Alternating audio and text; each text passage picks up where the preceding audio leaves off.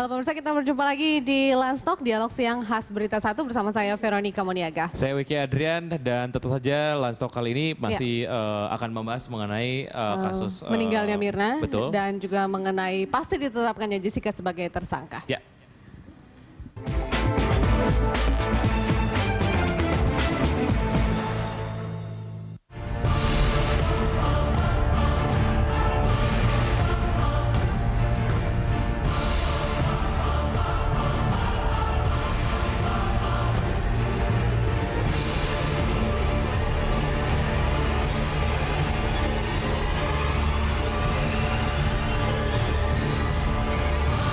Tiga pekan setelah kasus kematian Wayan Mirna di sebuah warung kopi di pusat ibu kota, polisi mengumumkan tersangka kasus pembunuhan yakni Jessica Wongso.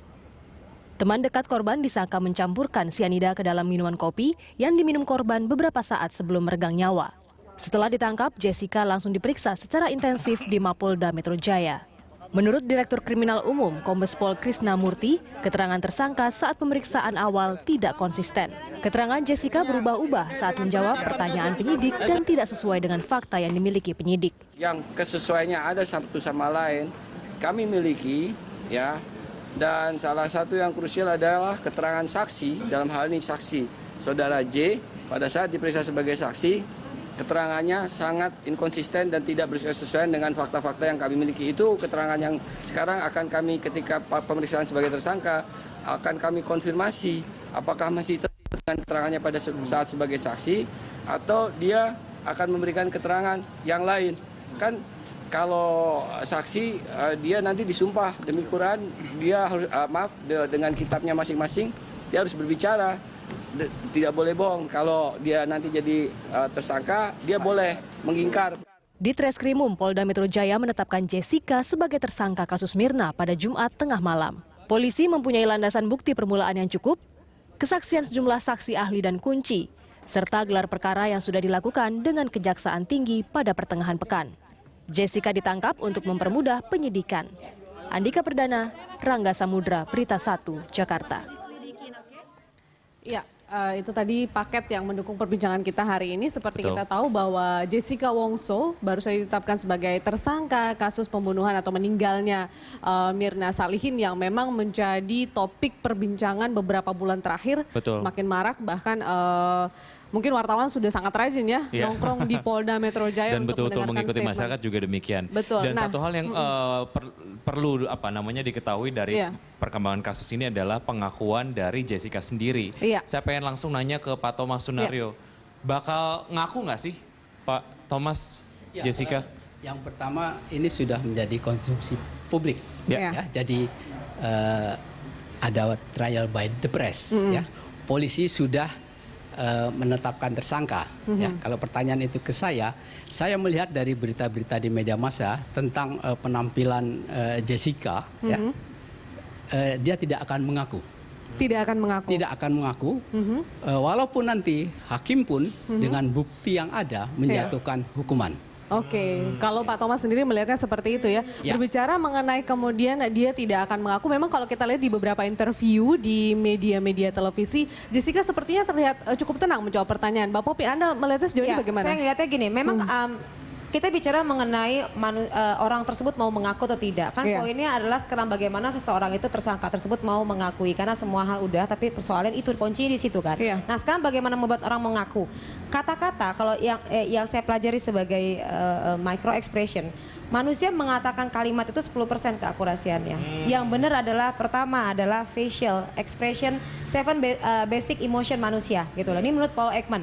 Jadi marah, kesel, benci, sakit hati dan lain-lain tuh ada baseline-nya. Di 0,4 detik. Jadi kalau dia nggak ngomong it's okay. Tapi kita bisa melihat ekspresinya. Ekspresi pertama, yang kedua gesturnya, yang ketiga emblem. Jadi pas lagi ngomong tangannya begini. Kemudian tarikan nafas seperti itu. Kemudian juga pada saat dia ngeluarin statement ngomong, di situ ada namanya CBCA. Jadinya kita akan melakukan credibility dari ability dari konten yang dia sampaikan. Kita akan ngeliat semantiknya, kita akan ngeliat skripnya, urut-urutan. Jadi siapapun pelaku apapun mau ngapain aja, micro expression itu nggak perlu pengakuan. Nah, kalau micro expression yang dari Paul Ekman ini kan digunakan di UK, yang saya pelajari kan di UK nih, itu KGB, CIA dan lain-lain, FBI udah menggunakan. Nah, kita pada saat saksi ahli kemarin itu, apakah sudah menggunakan metodologi ini? Kalau masih menggunakan, bukan berarti saksi ahli yang lain kurang seperti apa ya? Karena tadi kan pengakuan. Nah, itu yang diharapkan yang mungkin sulit gitu. Nah, pada saat saya ngeliat YouTube yang ada, misalnya gini, apakah kamu meletakkan racun? Nah, pertanyaannya pun harus ke konteksnya, ke subnya gitu loh. Jadi kamu berbohong ya, kamu melakukan ya, lebih ke sana gitu loh. Nah, kita bukannya mencari kebohongan dia, yang kita cari adalah kebocoran dari rangkaian itu yang missing gitu loh. Mbak Popi, kita ada video, mungkin kita bisa lihat sekaligus mungkin Mbak Popi juga bisa membaca sedikit gerak-gerik dari Jessica ini.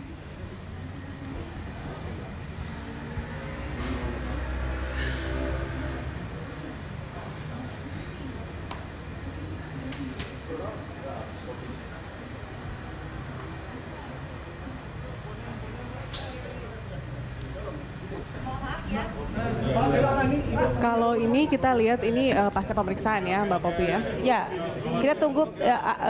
Saya memang butuh adalah yang saya lihat adalah pertama kali emosi pada saat orang ditanyakan sesuatu.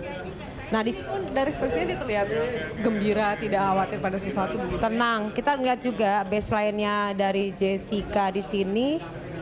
Baseline-nya memang ada garis kesedihan ya. Jadi dasarnya itu ada garis kesedihan. Kecenderungannya orang dia itu sensitivitasnya tinggi, kemudian memilih komputer dunianya. Jadi memang cenderung dia itu kepribadiannya ke sana, lebih tertutup. Tapi bukan komunikasinya nggak bagus ya, karena dia memegang komunikasi di situ. Tapi untuk dia jarang deket sama seseorang yang begitu close gitu loh, nggak gampang open gitu loh. Itu poinnya.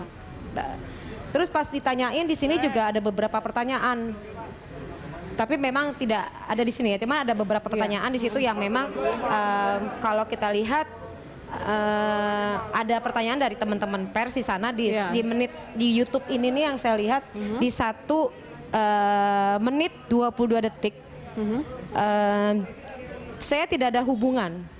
Kan ada pertanyaan, apakah kamu berkata sama meletakkan racun itu? Ada hubungan enggak dengan racun cyanida? Terus dia langsung mengulang kalimat itu, saya tidak ada hubungan, pada saat saya tidak ada hubungan, nah itu ekspresinya yang saya lihat adalah matanya terbelalak. Jadi begini. Tapi itu hanya 0,4 detik. Tek. Langsung di cover dengan kalimat berikutnya adalah saya sedih aja. Jadi pada saat mengeluarkan sebuah gerakan tubuh, terlihat kaget dengan pertanyaan itu, dia ada pengalihan dari sebuah isu, saya sedih aja gitu loh. Itu masih hipotesa awal. Bisa aja memang dia sedih beneran, bisa aja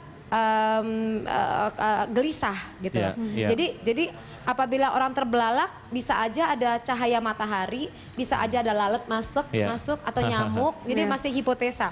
Saya butuh ketemu sama Jessica untuk bertanya. Namanya probing. Jadi ini merupakan hipotesa awal dan belum bisa dijadikan sebagai apapun. Ya. Saya ke Pak Thomas. Pak Thomas, ya walaupun memang Anda tadi menyebutkan bahwa Jessica sampai kapanpun sepertinya tidak akan ngaku gitu. Ada agenda bahwa akan di lie detektorkan. Nah, sebetulnya pada tahap ini nanti sekuat apa kemudian lie detector ini bisa menjadi satu hal lain yang kemudian juga menguatkan bahwa memang kamu adalah betul-betul pelakunya gitu. Ya, lie detector itu hanya salah satu untuk indikator ya, alat bukti. Nah, tidak semua kasus pelakunya itu bisa diungkap dengan lie detector. Justru beberapa penjahat profesional dia bisa menjawab dengan lugas tanpa terjadi sesuatu gitu ya. Nah ini jadi susah juga untuk mengatakan dia berbohong. Ya.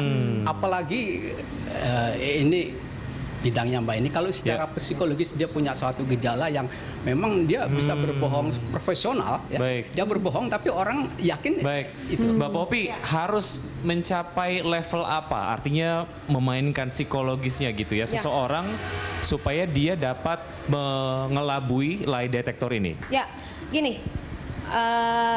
Misalnya ngelihat ke saya, kalau ke saya nggak mungkin ya, ngelihat ke sebelah nih, ya ke Mbak V, dan ngelihat perhatiin, dia berpenampilan seksi, bukan pakai baju ini, bayangkan ya, penampilannya seksi, roknya pendek gitu loh, kemudian seksi banget, nah perhatiin, terus memainkan rambut, apakah Anda pelakunya? Kira-kira jawabannya Jadi, dia kan dia nggak yang dilihat menyangka adalah ya. jantungnya. Ini bukan, dia mau ngomongnya bener, cuman karena ngelihat gerakan-gerakan erotis tertentu, bermain-main rambut. Mengelabui. Itu jawabannya bener, cuman Oke. saya nggak meyakin, atau bukan nggak meyakin, artinya satu itu ya bisa dimanipulasi. Kedua, untuk orang yang punya gangguan psikopat, karena kan yang dimainin adalah perasaan. Lah kalau dia ngebunuh hal yang biasa aja buat dia memang pantas dia dibunuh, jadi nganggap pasti Biasa aja gitu. Jantungnya nggak berdetak dengan baik, katanya tenang. Oke. Kalau psikopat kan tenang.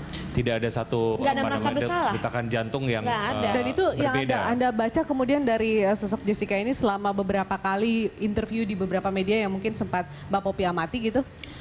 Jessica memang kepribadiannya dia sangat tenang. Kenapa? Karena memang dia punya keyakinan, salah satu wawancara di YouTube saya baca juga, dia punya keyakinan saya nggak akan pernah mau menceritakan atau mempublish perasaan saya di hadapan orang kapanpun. Dia pas malamnya baru dia menangis, gitu loh. Baru dia panik, tapi dia nahan. Itu pun dia nggak menceritakan sama siapapun. Jadi anak ini memang mandiri sendiri, memang saya belum tahu ya, cuman kayaknya kalau dari gambaran kepribadian seperti itu ya berarti sejak kecil memang dia udah menahan perasaan. Jadi untuk yang dan satu, kedua saya juga melihat dari kalimat yang disampaikannya runtut, tersistematis, jelas. Artinya seperti itu artinya kecerdasannya di atas rata-rata. Orang yang kecerdasan di atas rata-rata dan analytical thinkingnya baik, kan kalau kita ngelihat adalah kecerdasan IQ dan EQ kan di sini kan kiri kanan. Nah, analytical thinkingnya baik, pada saat di hipnotis, dia mikir ngapain sih lo? Oke. Nah, sebelum ngejawab ada pertanyaan lain adalah hipnoterapi efektif atau tidak? Nanti mungkin kalau lie detector yang bisa digunakan diakalin. begitu ya. Kalau hipnoterapi bisa apa enggak? Kita akan bahas usai jeda, kami akan segera kembali.